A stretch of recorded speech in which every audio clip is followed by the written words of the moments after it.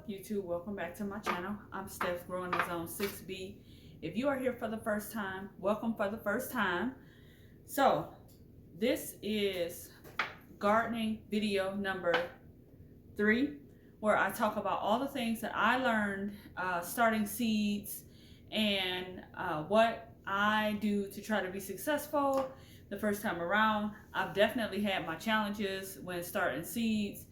I have, started too early, started too late, packed the soil too hard, used the wrong seed starting medium. I did a number of things. Now, if you go back and watch my other 2 videos, the one video I do a pretty extensive description of the grow light system that I have. In addition to that, in the second video, I talk about seed starting mediums, what I use. I don't tend to complicate things. I know that there's like a ton of things that you can do to sift out your soil, start your seeds in different types of growing medium. I tend to like to keep things simple, because if things are complicated, then I don't want to do it. So gardening is leisurely for me. I have my tape. I'll tell you what that's for in a minute. And let's get into it. So what I have here is my seed starting tray right here.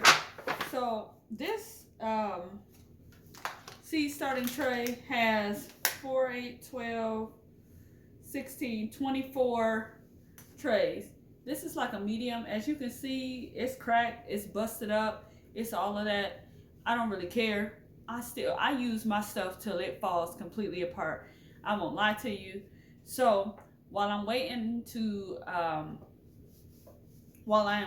start a lot of my seeds, some of my things that I grow tend to take a little bit longer, or a lot longer, to germinate. They take longer to get started. They grow very slow. And so if I want to have crops from those particular things, then I have to get them started at least 12 weeks in advance. So when I'm thinking about 12 weeks from my frost date, which is like the second week of April, I am not counting the time it takes to germinate. So if a back of a package says that it takes 7 to 14 days for something to germinate, that could be 1 to 2 weeks. So I factor in that 1 or 2 weeks plus the 12 weeks, which gives me like 13 or 14 weeks lead time. Plus, listen, I am no gardening expert, so if I mess it up, I need to have time to start over. I'm just keeping it real with y'all. I need some time to start over, just in case. Otherwise, I might find myself in a crunch. So this is my tray. I put the tape on the side, so I label my stuff 1, 2, 3, 4, whatever it is. I label it like here, and then my rows will go this way. So that's how I'm going to do this tray. There's a few things that I am starting that I know takes kind of a while. Like I said, I did not pack this soil in. What I do is I take some soil, and if y'all can see this, I just run it across like that. And when it gets full, I lightly press. That is the easiest way for me to do it. One year I packed my soil in too much, and my seedlings did not emerge well, so I try not to do that. So what am I starting in the middle of January? I have a few things. Rosemary, I'm gonna start some of that. I have some valerian root. Getting my medicinal herb game up this season is a priority of mine. In addition to that, I'm also going to be really paying attention to certain varieties and making sure that I'm choosing the varieties that are growing best in my space. I noticed like certain broccoli varieties, certain cabbage varieties are going to do well in my zone 6B Ohio weather. The weather gets kind of funky even in the summertime. We don't have super hot weather here. I mean, it'll get in the 80s. Rarely it gets in the 90s, and it almost never gets in the hundreds. So I have to keep that in mind when I'm choosing varieties to grow. Like For instance, sweet potatoes, I'm growing in a small space. So when I grow sweet potatoes, instead of me growing vining sweet potatoes like I normally do, this year I'm gonna try to be a little bit smarter with it so I can maximize my space and grow bush varieties of sweet potatoes. Now, on the flip side, I've grown bush varieties of green beans, and the pole beans tend to work better. So you really have to just evaluate what does well in your space. If you are new, grow one of each. Grow a bush, grow a vining, see kind of what works well, kind of gauge how long stuff takes, how long it's going to be to grow, and then just go from there. But anyway, back to it. Valerian root, gonna start that. I have some Common Thyme here. Common Thyme from Mountain Valley. Bentley Seeds Company lavender. And some Utah celery. Now, here's the thing about this celery. I love growing celery. I did try a pink variety last year, and it got ate by the animals. Fortunately, I'm starting to kind of combat the animal issue this year, so I'm hoping that it gets better and not new animals don't come. Although since the snow has hit, I have seen some footprints, but they look like cat footprints. And when I mulch my beds, cats leave my beds alone. I'm at least talking about voles, moles, raccoons, possums, that sort of thing that'll really chew down your stuff. Now, here's the thing about celery. In my experience, celery is best stratified before you plant the seeds. So, this celery pack I have put in the refrigerator. I left it in there for, I ain't gonna lie, I forgot about it. It's been in there for a while, since probably last year, but that's fine. I took it out. I'm gonna go ahead and plant these celery seeds. In addition to that, celery takes a kind of a long time to grow, and you really want to start it like way early. So if you're unfamiliar with stratification, certain plants need a cold period. So that's why they say if you live in like southern areas, you don't have a certain amount of chill hours, so you won't grow, you can only grow certain varieties of like fruit trees, fruit bushes, and that sort of thing. Every season has its nuances depending on where you live of what you can grow. That's all stratification is. I stratify my stuff by putting it in the refrigerator, and it tends to work well for me. So, you know, that's what I'm gonna do. I'm gonna go ahead and get these seeds started. I'm gonna go ahead and label. Let me do that first because, y'all, I am so bad at labeling. And when I get tired, I get to throwing stuff together and all of that. And we're not doing that. This is 2024. We turning over a new leaf.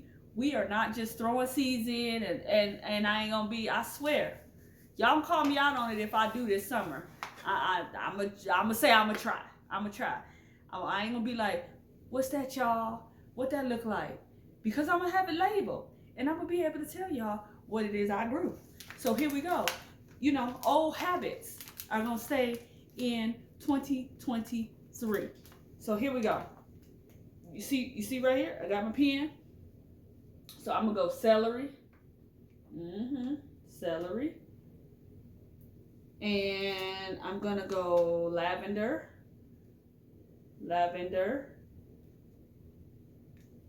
I'm going to go with thyme right here.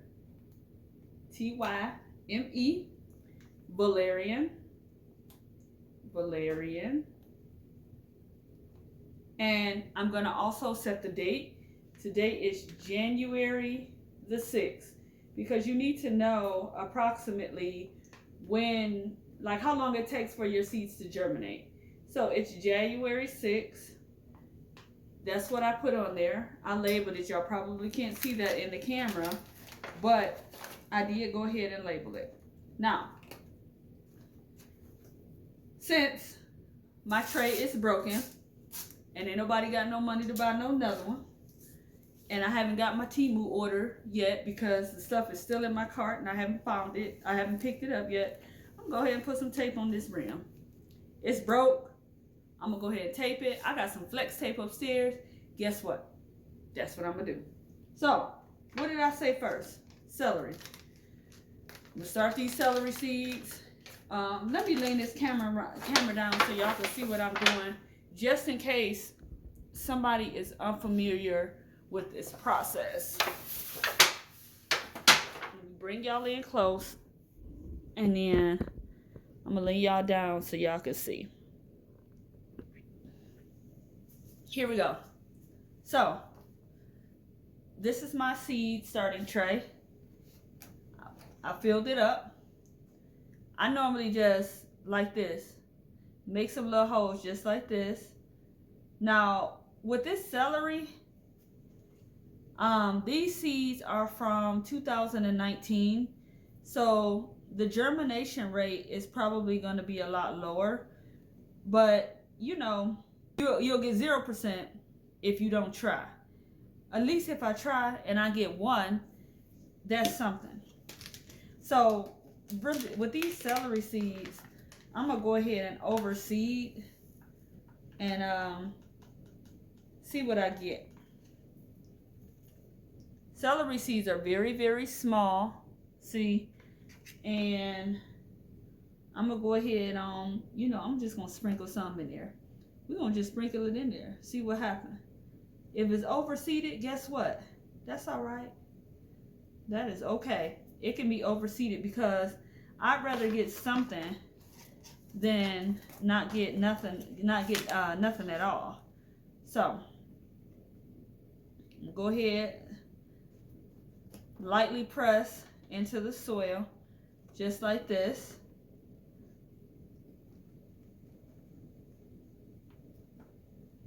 And that's what I'm gonna do. So that's empty. Well, it seems empty. Let me look.